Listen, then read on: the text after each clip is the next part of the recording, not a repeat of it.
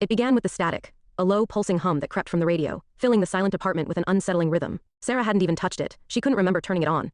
The quiet of her apartment, once comforting, now felt suffocating, pressing in on her as the hum grew louder. Then, through the static, a voice. Deep, hoarse, as though it had dragged itself from the darkness. "You're not alone," it rasped. Her blood ran cold. Her hand hovered over the dial, but she couldn't move. No one was supposed to be there. She had been home alone for days. But the voice didn't stop.